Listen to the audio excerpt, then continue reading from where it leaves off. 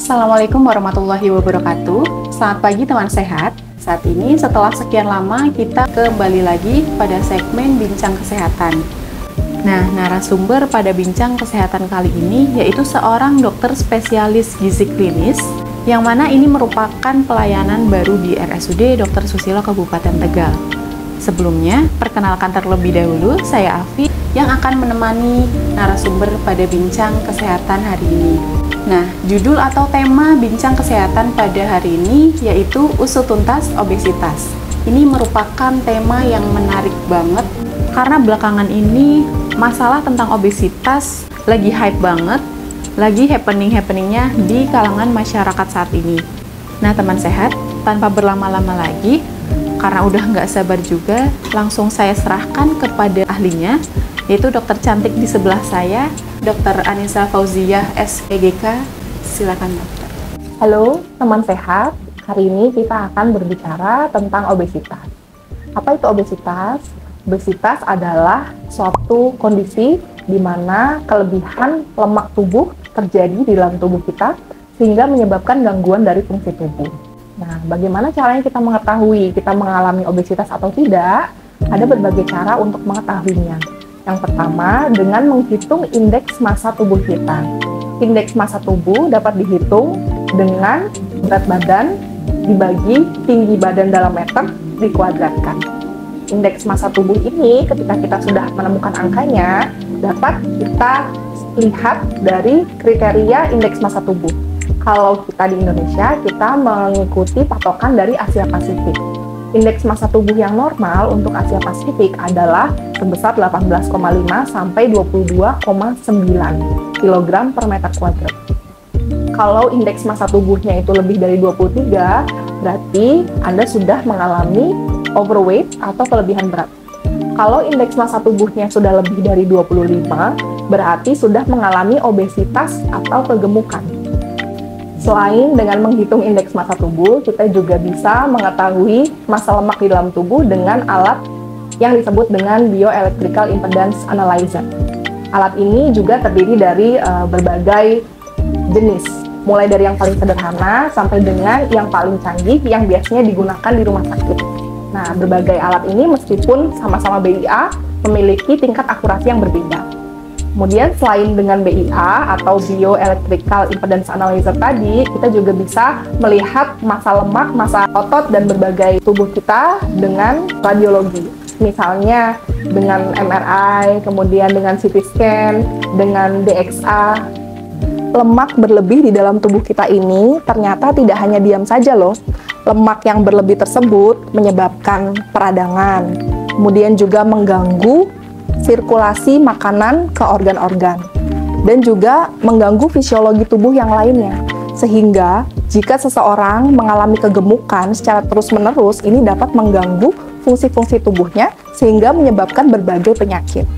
Berbagai penyakit yang dapat muncul akibat obesitas ini ada banyak sekali.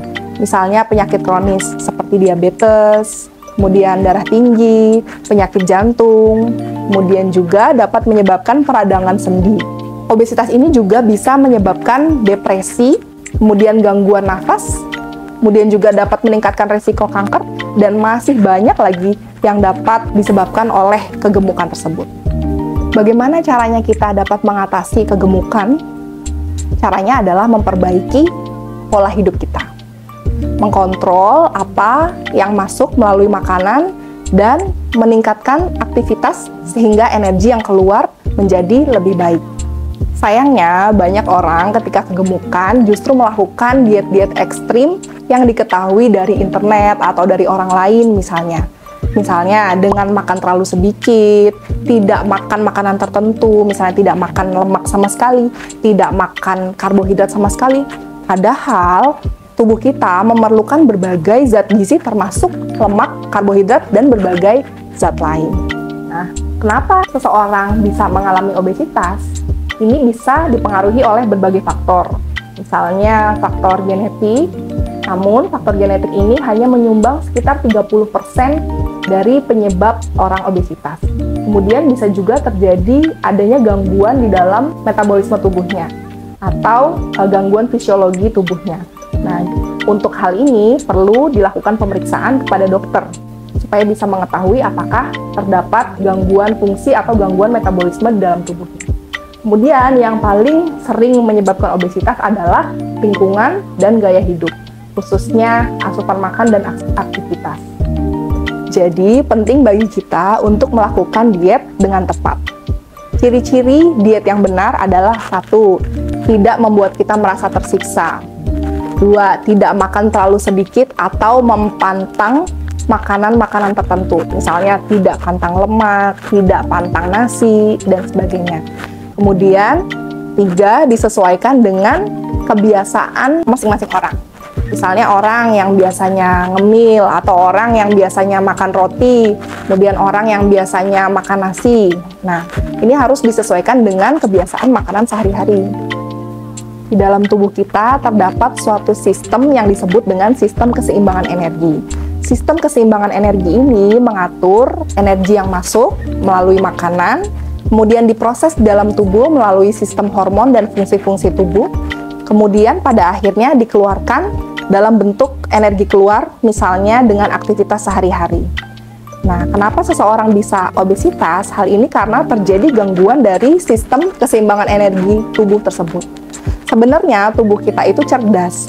Ketika terjadi gangguan sistem keseimbangan energi, tubuh kita tidak serta-merta menjadi obesitas. Tubuh kita akan berusaha mengatasi hal tersebut. Namun, seringnya seseorang itu makan terlalu banyak secara terus-menerus, atau kegiatannya, aktivitasnya kurang secara terus-menerus, sehingga sistem keseimbangan tubuh ini kewalahan untuk menyeimbangkan antara makanan yang masuk dengan makanan yang keluar. Nah, ketika makanan yang masuk terlalu banyak dibandingkan dengan energi yang keluar, disitulah tubuh akan menyimpan kelebihan energi tersebut menjadi lemak. Kemudian, diet juga harus disesuaikan dengan kondisi fisik masing-masing. Misalnya, ketika seseorang mengalami sakit MA atau sakit kronis atau gangguan fungsi tubuh, tentu dietnya akan berbeda dengan orang-orang yang sehat. Kemudian diet juga harus lezat, harus enak supaya enjoy. Jadi bukan berarti kalau diet sehat itu makannya cuma yang direbus-rebus, makannya harus hambar, tidak seperti itu. Justru diet yang baik itu harus makan makanan yang kita sukai rasanya, yang lezat dan membuat kita bisa menikmati diet itu. Untuk menjalankan diet yang baik, sangat penting bagi kita untuk menghubungi ahli yang kompeten di bidangnya. Ketika seseorang mengalami obesitas, seorang dokter mungkin akan menyarankan beberapa obat untuk menangani obesitasnya. Tidak perlu takut dan khawatir ketika dokter meresepkan obat, karena obat-obat ini tentunya sudah disesuaikan dengan kesehatan dan aman bagi tubuh. Kemudian ketika berat badannya ini sudah sangat besar dan tidak bisa diatasi dengan diet, sudah berusaha diet tapi ternyata gagal terus, kemudian sudah mengganggu kesehatannya dengan IMT lebih dari 40 misalnya ya, indeks massa tubuhnya lebih dari 40, maka mungkin saja akan disarankan untuk melakukan prosedur operasi bedah bariatrik. Nah, kita pernah lihat ya, ada artis yang kegemukan kemudian melakukan prosedur operasi bariatrik ini.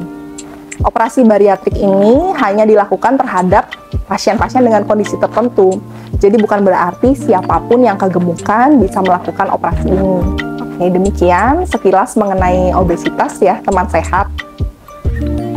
Wah, menarik sekali ya teman sehat pembahasan dari Dr. Anissa tadi.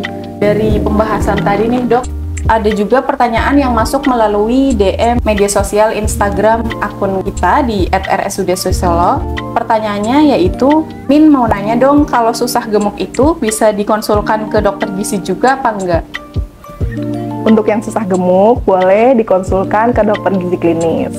Nanti akan dilihat nih, apa penyebab yang membuat Anda susah gemuk. Apakah aktivitasnya ternyata banyak namun yang dimakan sedikit, kemudian apakah ada gangguan fungsi tubuh atau gangguan kesehatan, gangguan pencernaan, gangguan hormon dan sebagainya yang menyebabkan metabolismenya ini terganggu. Atau bisa juga kita analisis lagi kualitas dari makanannya. Makanannya seperti apa gitu. Kemudian juga kita bisa sarankan berbagai olahraga yang memperbaiki massa otot. Ketika massa ototnya diperbaiki, maka metabolismenya lebih baik, kemudian ambilan nutrisi dari darah ke dalam otot juga akan lebih baik, sehingga untuk yang kurus-kurus akan terbantu metabolismenya dan bisa lebih proporsional. Baik, semoga penjelasan tadi bisa menjawab pertanyaan teman sehat semua ya. Nah, demikian tadi pembahasan dari dokter gizi klinis kita pada Bincang Sehat kali ini. Terima kasih dok atas penjelasannya hari ini. Jangan lupa juga untuk follow Instagram kita dan semua sosial media RSUD Susilo. Terima kasih atas perhatiannya. Wassalamualaikum warahmatullahi wabarakatuh.